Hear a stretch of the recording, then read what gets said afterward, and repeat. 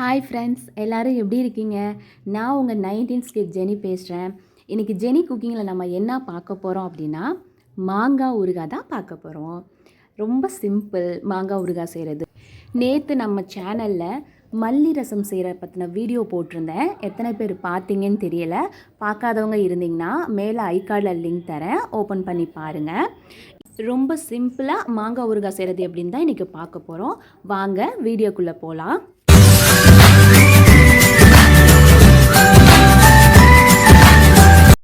மாங்காய் ஊறுகாய் செய்கிறதுக்கு ஃபஸ்ட்டு நம்ம மாங்காவை எடுத்துக்கலாம்.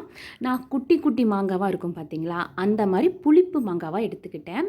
நீங்களும் புளிப்பு மாங்காவாக எடுத்துக்கோங்க. நான் ஒரு 6 குட்டி குட்டி மாங்காய் எடுத்திருக்கேன். சும்மா தான் செய்ய போகிறேன். அந்த 6 மாங்காவும் 1 by 1 நான் கழுவி எடுத்துக்கிட்டேன். மாங்காவை நல்லா தேய்ச்சி நல்லா கழுவி எடுத்துருங்க. ஏன்னா அந்த பால்லாம் இருந்துச்சுன்னா அது மேலே இருக்கும். ஸோ நல்லா தேய்ச்சி நல்லா அலசி எடுத்துக்கோங்க. ஒரு துணி எடுத்து அதை நல்லா தொடச்சி எடுத்துருக்கோங்க, ஈரமே இல்லாத மாதிரி. ஏன்னா நம்ம ஈரத்தோடு நம்ம கட் பண்ணி ஊறுகாய் செய்யக்கூடாது, நல்லா ட்ரை ஆக்கிடணும்.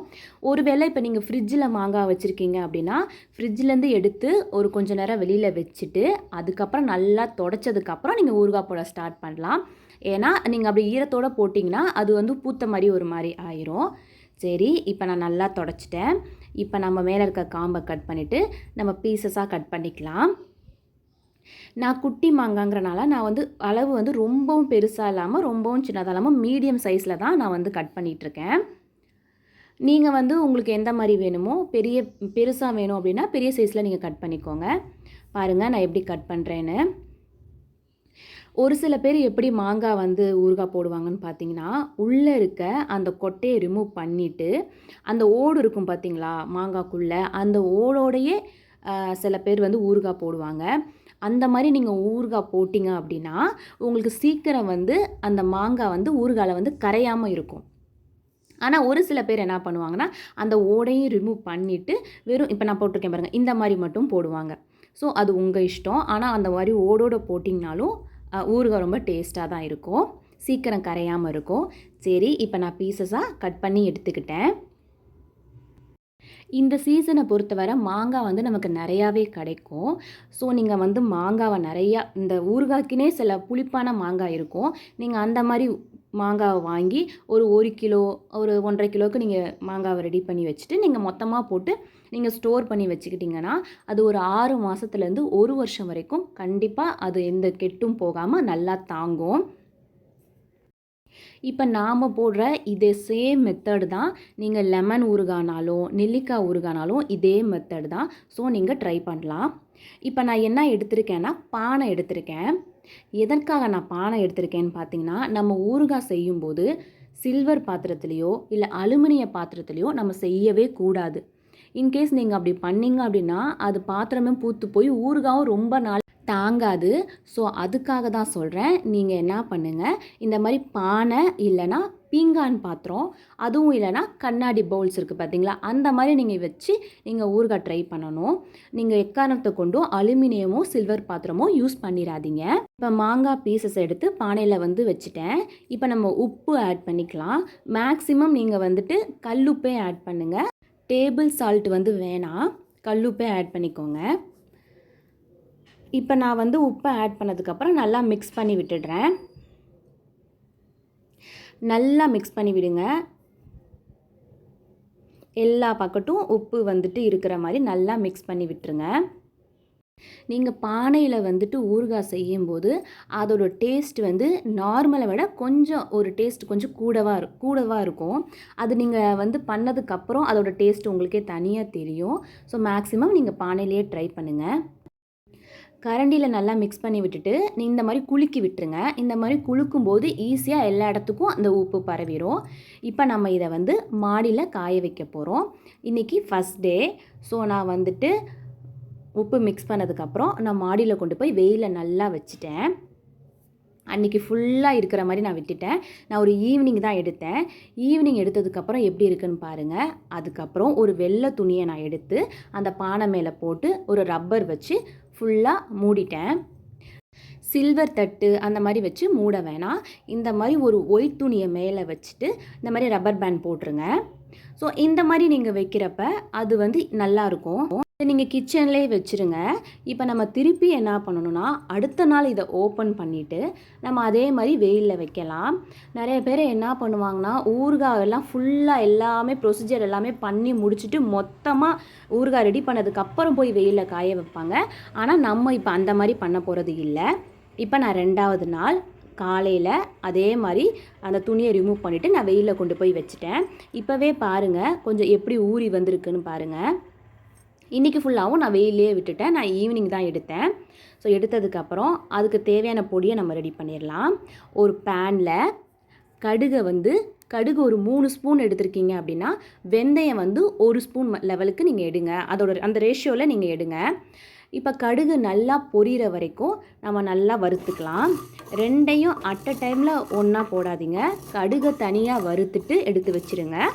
அடுத்து வெந்தயத்தை தனியாக வறுத்து எடுத்து வச்சுட்டு 2யும் மிக்ஸி ஜாரில் வச்சு நம்ம அரைச்சிடலாம். கடுகு நல்லா பொரியணும், அவசரப்பட்டு எடுத்துடாதீங்க, அப்புறம் கசப்பு தெரியும். நல்லா பொரியட்டும், அது வரைக்கும் நம்ம வெயிட் பண்ணலாம். இந்த அளவுக்கு கொஞ்சம் வந்து நல்லா வெடிச்சிருச்சு. இப்போ நம்ம இதை தனியாக எடுத்து வச்சிடலாம். அடுத்து நம்ம வெந்தயம் ஆட் பண்ணிக்கலாம். ரேஷியோ இதுதான். 3 ஸ்பூன் நீங்கள் கடுகு எடுக்கிறீங்கன்னா அதில் ஒரு பாதியில் நீங்கள் 1 ஸ்பூன் வந்துட்டு நீங்கள் வெந்தயம் எடுக்கணும். வெந்தயம் நீங்கள் ஜாஸ்தி எடுத்துக்காதீங்க. நல்லா கோல்டன் ப்ரௌன் வர வரைக்கும் நம்ம நல்லா வறுத்து எடுத்துக்கலாம். ஒரு சில பேர் பார்த்திங்கன்னா கடுகு வெந்தயம் 2யுமே அட் அ டைம்லையே வறுத்து எடுத்துப்பாங்க. அந்த மாதிரியும் செய்யலாம்.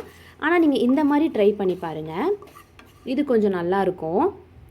இப்போ நம்ம வறுத்தெடுத்த கடுகு, வறுத்தெடுத்த வெந்தயம் 2யும் நம்ம மிக்ஸி ஜாரில் சேர்த்து அரைச்சி பவுடர் ரெடி பண்ணி எடுத்துக்கலாம். இந்த பவுடரை தான் நம்ம மிக்ஸ் பண்ண போகிறோம் ஊறுகாயில். இது ரொம்ப ரொம்ப முக்கியம். இப்போ நம்ம மிக்ஸி போட்டு எடுத்துக்கலாம். அரைச்சி எடுத்ததுக்கப்புறம் இந்த மாதிரி தான் இருக்கும். இப்போ நம்ம பேனில் நல்லெண்ணெய் சேர்த்துக்கோங்க. வேறு எந்த ஆயிலும் சேர்க்கக்கூடாது, நல்லெண்ணெய் தான் சேர்க்கணும். அப்போ தான் டேஸ்ட்டு நல்லாயிருக்கும். நல்லெண்ணெய் கொஞ்சம் நிறையாவே எண்ணெய் விடுங்க. இப்போ இந்த பானையில் வச்சுருக்கோம் பார்த்திங்களா மாங்காய், அதில் இந்த வறுத்து அரைச்ச பொடியை நல்லா மிக்ஸ் பண்ணி விட்டு நல்லா எல்லா பக்கமும் பரவுற மாதிரி நல்லா கலந்து விட்டுக்கோங்க. கலந்து விட்டதுக்கப்புறம் 2வது நம்ம என்ன ஆட் பண்ண போகிறோன்னா மிளகாய் தூள் தான் ஆட் பண்ண போகிறோம். நான் 1 ஸ்பூன் தான் யூஸ் பண்ணியிருக்கேன். எனக்கு கொஞ்சம் தான் நான் மாங்காய் எடுத்திருக்கேன். ஸோ எனக்கு இந்த அளவு போதும். நிறைய பேர் என்ன பண்ணுவாங்கன்னா காஷ்மீரியன் மிளகாத்தூள் ஆட் பண்ணுவாங்க, கலருக்காக, நல்லா ரெட்டிஷாக வரணுங்கிறதுக்காக. நீங்கள் அதை ஆட் பண்ணாதான் லைட்டாக ஆட் பண்ணுங்கள். இதையும் நல்லா மிக்ஸ் பண்ணி விட்டுருங்க. எல்லா பக்கட்டும் பரவுற மாதிரி நல்லா கலந்து விட்டுருங்க. இது பெருங்காயத்தூள் கொஞ்சம் ஆட் பண்ணிக்கலாம். இந்த ஸ்டேஜ்லேயே நீங்கள் பெருங்காயத்தூள் ஆட் பண்ணுங்கள். அடுத்ததாக ஒரு பேனில் எண்ணெய் ஊற்றி 1 ஸ்பூன் கடுகு போட்டுக்கிட்டேன். கொஞ்சம் நிறையவே போட்டுக்கோங்க. இப்போ இந்த கடுகு வெடித்ததுக்கப்புறம் இந்த எண்ணெயை போய் நம்ம இப்போ அந்த பானையில் ஊற்ற போகிறோம். இப்போ இதில் ஊற்றிடலாமா? எண்ணெய் கொஞ்சம் நிறையாவே எடுத்துக்கோங்க. இப்போ நம்ம கடுகை தாளித்து எண்ணெயை இப்போ இதில் ஊற்றி நல்லா மிக்ஸ் பண்ணி விட்டுருங்க. மிக்ஸ் பண்ணதுக்கப்புறம் பார்க்க இப்படி தான் இருக்கும். இப்போவே நீங்கள் சாப்பிட்டு பார்த்தீங்கன்னா ரொம்ப நல்லா டேஸ்ட்டாக தான் இருக்கும். இதை நம்ம இப்போ எப்படி ஸ்டோர் பண்ணுறதுன்னு பார்த்தீங்கன்னா, ஒரு கண்ணாடி நல்லா டைட்டாக இருக்க ஒரு கண்ணாடி கண்டெய்னர் மாதிரி எடுத்துக்கோங்க. இப்போ நம்ம இதில் போட்டு நம்ம ஸ்டோர் பண்ணி எடுத்துக்கலாம். நீங்கள் இந்த சில்வர் பாத்திரத்தில் அந்த மாதிரிலாம் வைக்காதீங்க. கண்ணாடி பாட்டில் அந்த மாதிரி தான் நீங்கள் ஸ்டோர் பண்ணணும். நீங்கள் கடுகை தாளித்து ஊற்றுறப்ப எண்ணெய் நல்லா சூடாக இருக்கணும். அந்த மாதிரி சூடாக இருக்கிறப்ப நீங்கள் மிக்ஸ் பண்ணால் தான் உங்களுக்கு சிக்கு வடை வராமல் இருக்கும். இப்போ இந்த பாட்டிலில் வந்து நான் ஸ்டோர் பண்ணி எடுத்துக்கிட்டேன். இதை நீங்கள் ஒரு 4-5 நாளைக்கு நல்லா பாட்டிலை ஓப்பன் பண்ணி வெயிலில் ஒரு 4-5 நாள் நல்லா வச்சு அதுக்கப்புறம் நீங்கள் எடுத்து வச்சுக்கோங்க. ஃப்ரிட்ஜில் ஸ்டோர் பண்ணிக்கலாம். இல்லை நீங்கள் வெளியில் ஸ்டோர் பண்ணுற மாதிரி அப்படின்னா அடிக்கடி என்ன பண்ணுங்கள், வெயிலை திறந்து வச்சு கொஞ்சம் நேரம் வச்சு நீங்கள் எடுக்கும்போது அது சீக்கிரமாக கெட்டு போகாமல் இருக்கும். ஆல்மோஸ்ட் இது ஒரு 6 மந்த்லேருந்து 1 இயர் வரைக்கும் இது நல்லாவே இருக்கும். ஒரு 2-3 நாள் போனதுக்கப்புறம் பார்த்தீங்கன்னா எண்ணெய் நல்லாவே பிரிஞ்சு தனியாகவே வர ஆரம்பிச்சிரும். ஸோ அவ்வளோதான் ஃப்ரெண்ட்ஸ், மாங்காய் ஊறுகாய் செய்கிறது ரொம்ப ஈஸி. ஸோ இந்த மாதிரி உங்களுக்கு குக்கிங் வீடியோஸ் வேணும் அப்படின்னா என் சேனலை சப்ஸ்கிரைப் பண்ணுங்கள். இந்த வீடியோ பிடிச்சிருந்தா லைக் பண்ணுங்கள். நம்ம சேனலில் போய் ப்ளேலிஸ்ட்டை செக் பண்ணி பாருங்கள். நான் நிறைய குக்கிங் வீடியோஸ் போட்டிருக்கேன். ஓகே, நெக்ஸ்ட் வீடியோவில் மீட் பண்ணலாம். Bye friends.